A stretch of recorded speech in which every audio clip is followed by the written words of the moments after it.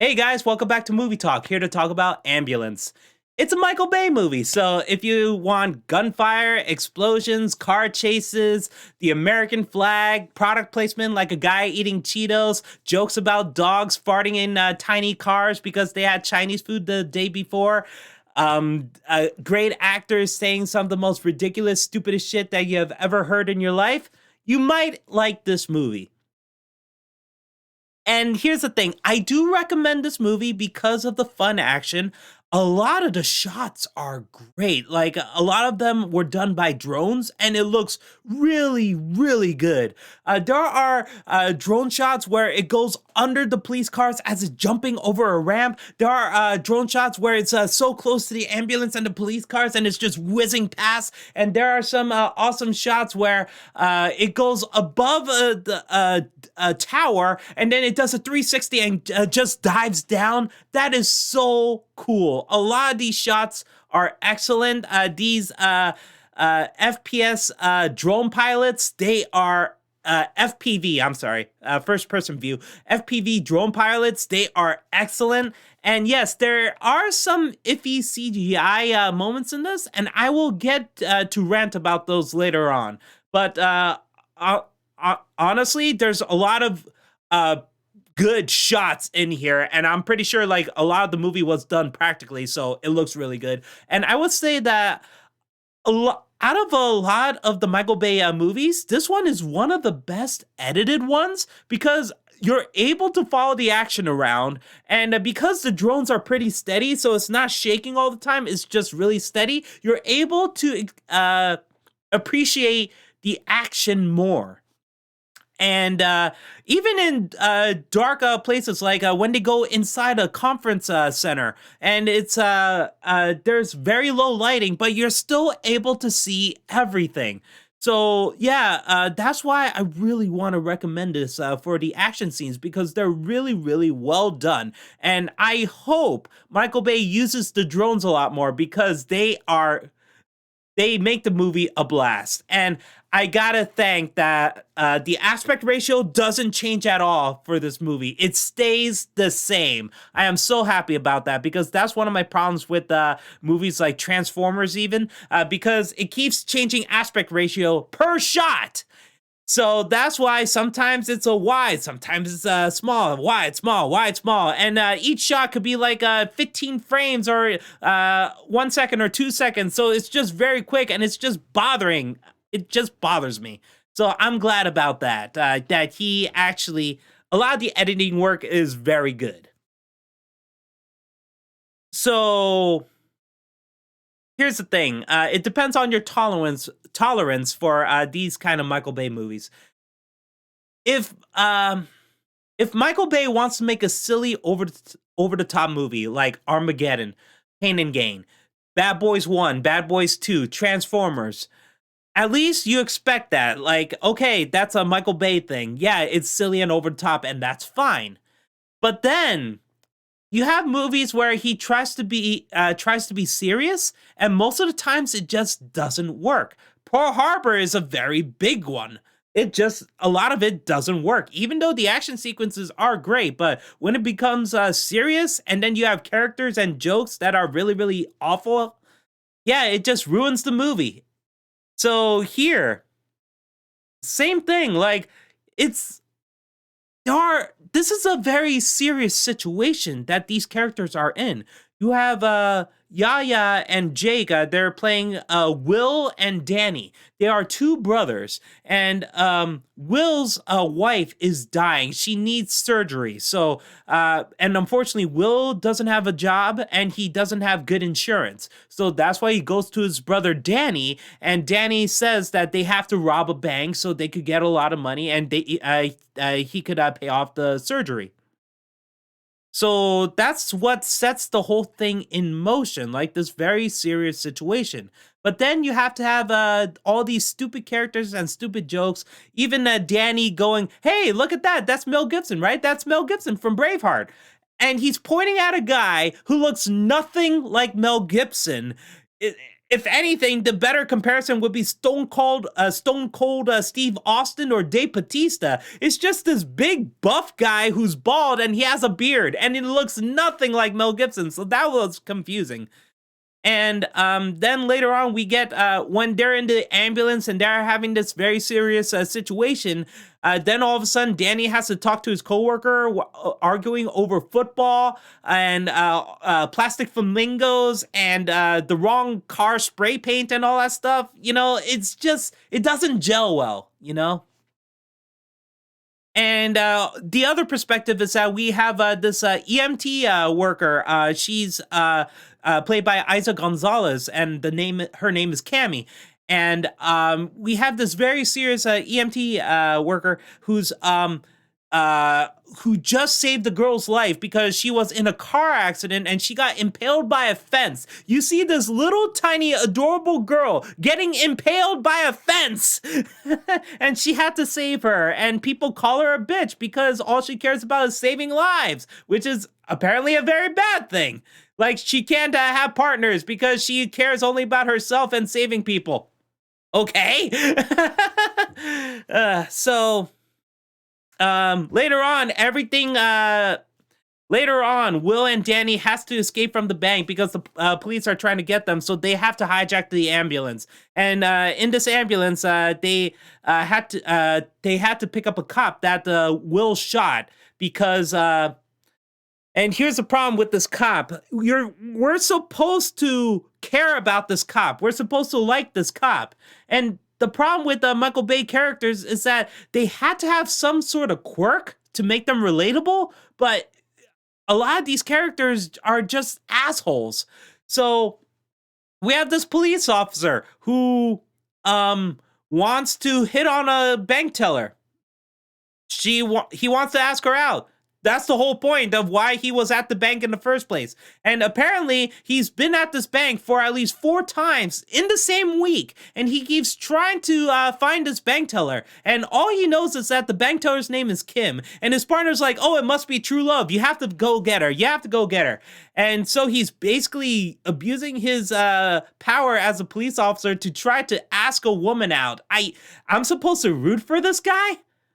And yeah, and that's what also sets things in motion, because at this point, the heist is going pretty well already.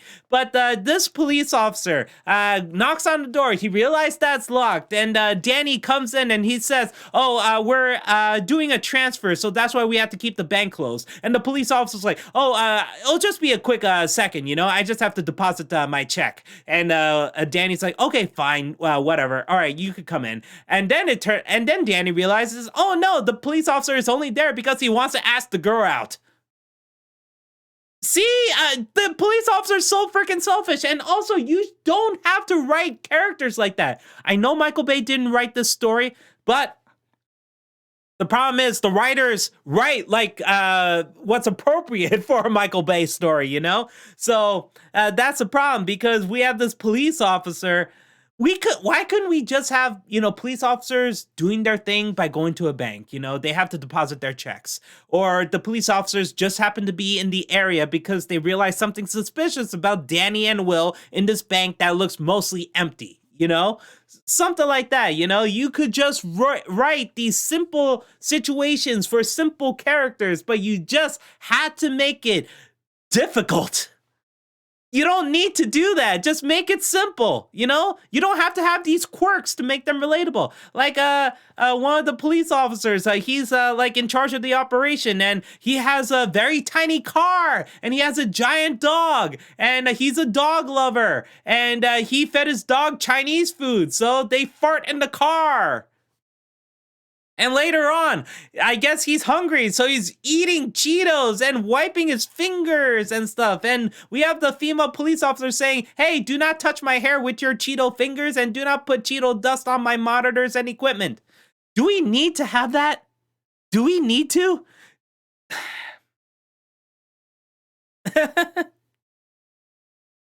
So, again, the only straight person here is Will, because again, he is no nonsense. He cares about his family. He wants to go back home. So that's why he doesn't really have that much funny dialogue or supposed to be funny dialogue. If anything, that Danny is all about that. So again, that depends on your tolerance for stuff like this for a Michael Bay movie. If you're able to turn your brain off, to shut it off and appreciate the action, then you're going to enjoy this movie.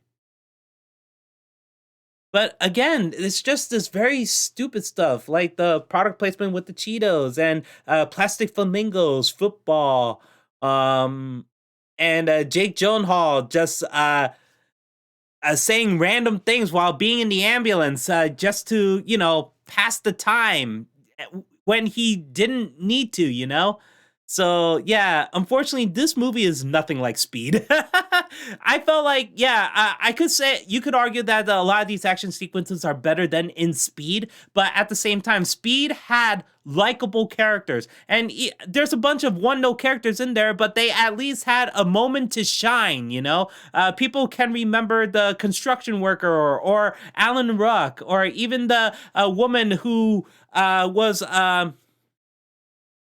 incredibly terrified, so she wants to leave the bus, but she ends up exploding. And we have the bus driver. There's so many characters in that movie who are one note, but at least you can remember them. You can recognize them. You can feel for them in this situation. But that's the problem here. There's no one that we could really get behind besides Will and I guess Cam, because she is an EMT worker. But again, I feel like she's a bit too much of a caricature. And that's the problem with this movie, because this movie is trying to dedicate so much to the first responders, the EMTs, the nurses, the doctors, the police, the military. But at times when you have these characters and jokes, it feels like an insult. And the frequency that Michael Bay does it here, it feels like 50-50, but it's jokes and then serious drama, jokes, serious drama, jokes, serious drama. And it's not really a good balance. You're just getting hit with whiplash so many times. So that's the thing. And now I have to rant a bit about the CGI in this. It's not the CG artist's fault. If anything, it's Michael Bay's. Because I cannot believe he had to say this in an interview, that he said that there are shots in there are very shitty CGI in this movie. And I gotta say to Michael Bay, fuck you. You're the director. You're the last person to sign off on it. And yes, I understand there are situations like with deadlines, budget, inexperience. There are factors. But for the most part, the director is the one who has the final call. If he realized that a shot is bad or not to his liking, he could fix it. He could go to the CG artist and say, hey, can you fix this and this and this? Like, this particle effect doesn't work. This model of the car or model of the explosion or the explosion effect doesn't work. The lighting doesn't work. Can you fix that or something like that? He can do that.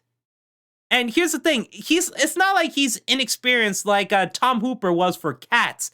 Tom Hooper was an asshole, but he's still inexperienced because that's like the biggest CGI project he has ever done in his life. So again, I understand that he's inexperienced. He's still an asshole. But here, Michael Bay, he worked on 5 Transformers movies. And he worked on a bunch of action movies with a lot of CGI on them. He should know this shit by now. So it's not his fault. It's not the CG artist's fault that the shot in the end is something that he doesn't like. He makes the final call. So that's the thing. He's an asshole for saying that.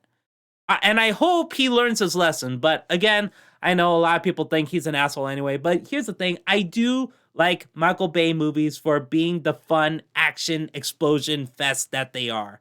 But at times, I do wish that he could take that talent and try to make actually good movies, He can do that. He just needs to have the right screenwriter and also try to not have that many jokes and stupid characters, for the serious movies that he's trying to do. Again, if he wants to go very silly over the top, that is fine. All right. And the final thing I gotta say is, and it's not really Michael Bay's fault and not really entirely the movie's fault, but it's movies like this. When you see characters in this situation where you have these two brothers who hijacked an ambulance and they are holding two people hostage, injured a police officer and the EMT worker. So here's the problem. The FBI know who Danny is, and they later find out that Will is his accomplice. So now you have the police force and the FBI knowing who the people are on this ambulance. They know their families. They know their records. They know that they just robbed a bank, that they injured police officers. What is going to happen by the end? And I'm pretty sure a lot of people can have that question when they see the trailers. Like, what do you think would happen at the end? Because it's most likely going to end in one way, and it's not going to be a good one. So I watched a movie recently called The Sugarland Express, directed by Steven Spielberg. And it's a great movie. But I also had the same problem with that movie. And I know it's based on a true story, but if you did not know that it's based on a true story, you're still gonna think the same thing. If they were in that situation, what is going to happen at the end? Because everyone knows who they are, everyone knows where they're going, everyone knows their families and records and everything. How are they going to get away with it? That's the problem. And it's 2 hours and 16 minutes long. So if you had that question in your head the entire time, you're just anxiously waiting to see how it's going to end, and you pretty much know how it's going to end. And to some people, that may bother them a bit too. And it did bother me. So that's how I felt about Ambulance. I did not like a lot of the characters and a lot of the jokes. And also the ending ended up being disappointing because it's not like Swordfish where in that movie John Travolta pretended to die and he ends up getting away with everything. It's nothing like that. So that's the problem. And the character even Will even tells Danny, like, what do you think is going to happen? What's the plan? We do not get to ride off into the sunset after doing all this shit. You know? So that's the thing. All right, so that's how I feel about Ambulance. Write down in the comments below. How do you feel about it? Did you like it? Did you hate it? Let me know. I really recommend it for the action sequences. Those drone shots are great. Well, that's it. Thanks for watching, guys, and I'll see you next time. Later.